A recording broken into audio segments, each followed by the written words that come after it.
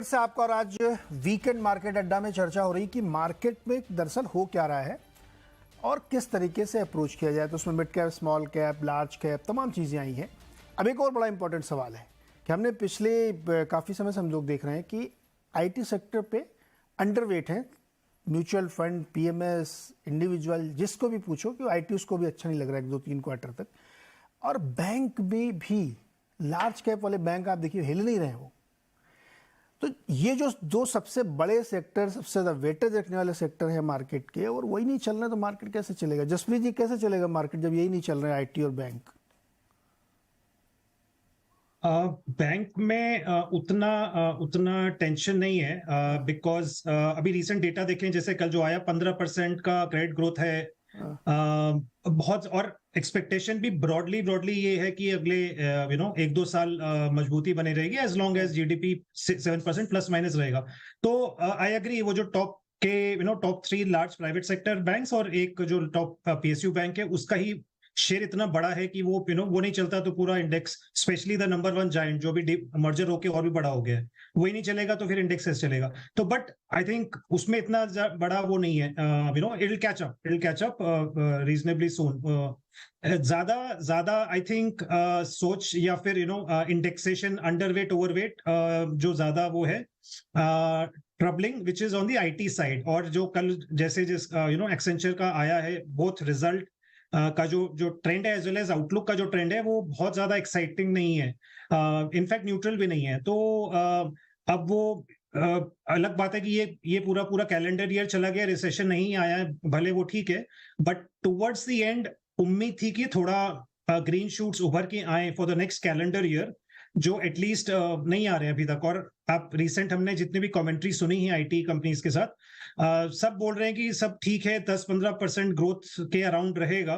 जो large companies हैं वो जरूर they are still struggling for a variety of reasons, चाहे वो कॉस्ट ऑप्टिमाइजेशन स्ट्रेटजीज कंपनीज अपना रही हैं, कंसोलिडेशन चल रहा है, या growth rates US, Europe, some large part of Asia उतनी अच्छी नहीं है।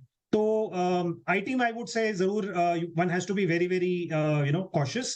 Bank I am not very disturbed और व्हाटएवर, उसमें अपॉर्चुनिटीज बहुत है नीरज जी।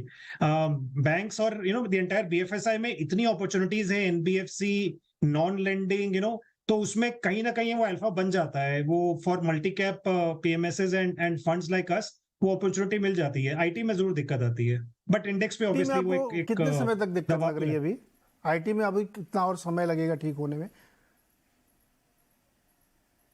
आईटी में कितना समय लगेगा? कितना और आपको लगता है कितने और क्वार्टर तक प्रॉब्लम ये रह सकती है? ये मेरे ख्याल से तो 2 quarter one will have to wait out, so which means कि क्वार्टर 2 की कमेंट्री ऑब्वियसली जो भी आएगी, and the earliest, I mean अगर मैं ऑप्टिमिस्टिक व्यू लूं तो I would say Jan end, which is like the start of end of quarter 3. But realistically बात करें तो वो Q4 हो ही जाएगा, बिकॉज उससे पहले तो मुश्किल लग रहा है आईटी को to come back to a reasonable rhythm. एक बार के लिए एक बाउंस बैक जरूर आता है, बीच में आता भी रहता है, ऐसा नहीं है कि ये इट्स बीन अ लैगर्ड कंटिन्यूअसली। एक महीना वो बीच में बाउंस बैक देता है, बट वो सस्टेन नहीं करता है। तो सस्टेनेबल वाली जो एक बात है, वो मेरे को लग रहा है कि some time in that JFM quarter ही आएगी at the earliest, if at all. Otherwise, maybe sometime even after that. जी, सुनील जी, आपका क्या व्यू है आईटी और बैंकिंग में? मेरे ख्याल में आईटी में अभी भी हवा थोड़ा है, क्योंकि मेरा एक स्लाइटली लॉन्गर टर्म पर्सपेक्टिव से मैं उसको ट्रैक कर रहा हूं। तो क्या हुआ कि कोविड के पहले आईटी का एक प्रेडिक्टेबल ग्रोथ रेट था, और वो एक हाई सिंगल डिजिट, लो डबल डिजिट ग्रोथ को मार्केट डिस्काउंट करके उसका जो वैल्यूएशन था एक सेफ्टी सेक्टर के ओर था। फॉरेनर्स भी ज्यादा निवेश कर रहे थे हमारे आईटी में, वैसा था। कोविड के टाइम में क्या हुआ, सडनली अरे वापस Y2K का समय आ गया, global transformation, internet of things, ऐसी बातें करके आईटी को एक ग्रोथ सेक्टर में सडनली कन्वर्ट करके उसकी पी रेशो में एक्सपेंशन बहुत हो गई थी कोविड फेज में। अब उसके बाद जो सिचुएशन कोविड के बाहर आए हम, फिर रशिया यूक्रेन क्राइसिस आई, तो वर्ल्ड की स्लोडाउन है, तो मेरे लिए वो बाइंग जो हो रहा था आईटी में, इससे ज्यादा गिरावट आनी थी, क्योंकि पैसिव फ्लोस जो आते हैं ना ईटीएफ के जरिए, वर्ल्ड की मूव देखिए फ्लोस ज्यादातर पैसिव बन गए हैं। तो उस पैसिव फ्लो जो इंडिया की ओर एक इंडिया इमर्जिंग मार्केट ईटीएफ इसमें आती है, तो आईटी को खरीदारी का सपोर्ट मिल रहा था। इसलिए जो हवा बनी थी कोविड के फेस में, उतना गिरावट नहीं आने दिया।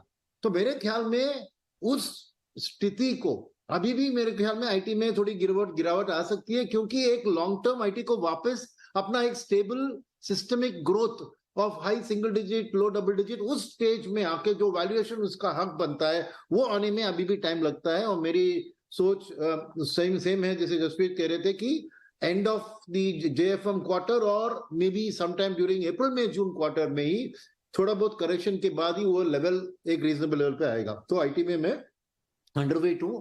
मानते हैं कि ऐसे वक्त में इंडिविजुअल कंपनीज दूसरी कंपनी से मार्केट शेयर छीन सकती है, तो स्पेसिफिक स्टॉक स्पेसिफिक बाइस तो हो सकते हैं, मगर ओवरऑल एज ए सेक्टर मैं मानता हूं कि 2 क्वार्टर के लिए दबाव रहेगी। बैंकिंग में भी मैं सहमत हूं जसप्रीत के साथ कि बात बनती है कि क्या ओवर बाइंग हुआ है, क्योंकि लार्ज कैप इंडेक्स में इतना हुआ है तो करेक्शन का असर भी उधर दिखता है, फ्लोज के असर भी दिखता है। और बड़ी दिग्गज में जो एक मर्जर हुआ है उसके कारण ओनरशिप ऑटोमेटिकली डबल दिख रहा है एक ही स्टॉक में, तो थोड़ा बहुत पैरिंग हुआ है। मगर ब्रॉड सिनेरियो आप देखें तो 2 चीज बनती है, एक नेट इंटरेस्ट मार्जिन थोड़ी घटने की दिख रहे थे, इसलिए थोड़ा उधर दिलचस्पी कम हुआ था।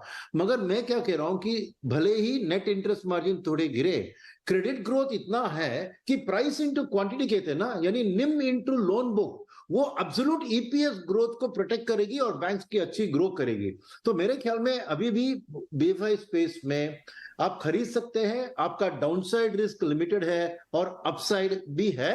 मानते हैं कि सिक्लिकल सेक्टर की तरह आप 30-40% पर एनम रिटर्न को एक्सपेक्ट नहीं करना चाहिए, मगर एक सॉलिड डबल डिजिट रिटर्न अभी भी आपको बीएफएसआई बैंकिंग स्पेस से मिल सकता है। और में डाउनसाइड रिस्क भी मेरे ख्याल में प्रोटेक्टेड है, क्योंकि माहौल जो हो रहा है कि इमीडिएट शॉर्ट टर्म में ये फेस्टिवल सीजन और आने वाली समर में आपको कंज्यूमर ड्यूरेबल्स जो ईएमआई के थ्रू खरीदारी होती है, ऑटो सेक्टर में जो गाड़ियां खरीदते हैं, हाउसिंग में, ये सब एक रिटेल लेंडिंग को थोड़ी सपोर्ट और बिल्डअप देंगी। और कैपेक्स साइकिल जो अगले 2-3 साल में बढ़ती हुई दिख रहे हैं, वहां पे भी लेंडिंग का जो ग्रोथ है वो ज्यादा होगा और अल्टीमेटली बैंक्स की एब्सोल्यूट प्रॉफिट्स एक अच्छी दिशा में बढ़ती जाएगी और आपको अच्छा रिटर्न सर इस लेवल पे भी बन सकता है। स्प्रेड का चैलेंज रहेगा, क्योंकि इंडिया की जो प्रॉब्लम हो रही है ना कि अभी मान लीजिए आरबीआई कुछ नहीं कर रहा है, पीक हो गया रेट और डिपॉजिट आप हाई रेट पे ले ही रहे हैं बैंकों के सामने, तो जब वो गिरना शुरू होगा तो थोड़ा स्प्रेड का इशू आएगा। तो कैपिटल प्रोटेक्शन तो डेफिनेटली रहेगी, पैसा कितना बनेगा बैंकिंग में, बल्कि जो एनबीएफसी या माइक्रो फाइनेंस है वहाँ बहुत पैसा बनने की संभावना है, वहाँ पे चूंकि क्रेडिट कॉस्ट बहुत नीचे है, तो मैं भी खैर उसमें देखते हैं। अग्रवाल साहब, आप क्या आईटी और बैंक में अपॉर्चुनिटी देख रहे हैं? क्योंकि ये सबसे इस समय इग्नोर्ड सेक्टर, लोग कहते हैं ना अगले 6 महीने देखो ना, अभी क्यों देख रहे हो? तो इसलिए मैंने पूछ लिया पहले जसप्रीत जी से कि और कितने महीने रुकना है, तो उन्होंने कहा 6 महीने। तो हमने कहा ठीक है, उसके आगे की बात बताइए, खरीदा जाए क्या? लोग देखें इस तरफ। अग्रवाल साहब, मुझे लग रहा है कि बिकॉज बाकी जगह पे एक तरफा तेजी चल रही है, तो ये सेक्टर जो कि एक टाइम पे एक सेफ नेट जैसा देखते थे, वहां पे अटेंशन कम है। पर इसका मतलब ये नहीं है कि ये सेक्टर में परफॉर्मेंस नहीं है या ये सेक्टर चलेंगे नहीं। तो यहाँ पे मुझे लग रहा नहीं है कि मैं कोई नेगेटिव व्यू के साथ बैठा हूँ। यहाँ पे चॉइस की बात आ जाएगी कि हम किस तरह के सेक्टर को या स्टॉक को देख रहे हैं। मैं आपकी बात से सहमत हूँ। जहां तक बैंकिंग में आपने जैसे कहा कि ट्रेडिशनल बैंकिंग को छोड़ के अगर हम एनबीएफसीज, माइक्रो फाइनेंस, इंश्योरेंस और जैसी कंपनियों को अगर हम देख रहे हैं, तो डेफिनेटली यहाँ पे एक सस्टेनेबल ग्रोथ है and they are delivering that. तो यहाँ पे मार्जिन भी बेटर है। तो जो मार्जिन प्रेशर की आपने बात कही, यस, जहाँ पे एक बैंक टिपिकली एक बहुत सेफ बेट लेने की कोशिश करता है, तो वहां पे ऑफकोर्स उनकी लेंडिंग रेट्स भी कम होती है एंड डिपॉजिट कॉस्ट के सामने फिर उनका निम जो है वो एक रीजनेबली सिंगल डिजिट में बहुत ही नैरो माइंड में रहता है। और थोड़ा सा भी इतनी बड़ी बुक के अंदर में जहाँ पे भी कॉम्प्रेशन आता है तो डेफिनेटली उसकी इम्पैक्ट हमको बॉटम लाइन में दिख जाती है। बट अदर देन दैट, इतने बड़े वाइड सेक्टर में फाइनेंशियल में अगर हम देखें तो इन जिन सेक्टरों की मैंने नाम कहे, वहां पे they are having a bigger spread and still, क्योंकि वो लेंडिंग ही थोड़ी सी ज्यादा रिस्क लेके करते हैं अगेंस्ट द बैंक, तो वहां पे एक उनको ग्रोथ भी मिलती है, वो अनटैप मार्केट में भी प्ले कर पाते हैं और मार्जिन भी बड़े रहते हैं। सो बैंकिंग फाइनेंशियल सेक्टर में मेरा तो ये कहना है कि इस पे लॉन्ग रहना इंपॉर्टेंट है, इसमें एलोकेशन कर सकते हैं। आईटी की जहां तक बात है, इस बार for change, I mean normally मैं हमेशा मैंने स्मॉल कैप को सपोर्ट करता हूँ आईटी कंपनीज में, बट इस बार मेरा रुझान लार्ज कैप कंपनीज पर है। मुझे लग रहा है कि इस समय इस तरह के मार्केट में लार्ज कैप आईटीज के साथ जाना ज्यादा बेहतर रहेगा, क्योंकि उनकी कैपेबिलिटी है अपने बिजनेस को प्रोटेक्ट करने की, मार्जिन को प्रोटेक्ट करने की, बिकॉज द साइज फैक्टर जो आता है। देखिए, US and Europe both are definitely not in the greatest shape as we would have known. Post COVID Europe तो डेफिनेटली डिक्लाइनिंग ट्रेंड पे ही है, एंड यूएस के अंदर में जो है कहीं कुछ जैसी बात होती रहती है। सो यहाँ पर मुझे लग रहा है कि आईटी अगर सेक्टर प्ले करना है तो लार्ज कैप आईटी कंपनीज को देखना चाहिए, एंड जहां पे हम बात करें बैंकिंग की, तो वहां पे beyond PSU and private banks जो बाकी अदर स्पेस है वहां पे देखना चाहिए। इंटरेस्टिंग है। तो जहां पे अच्छे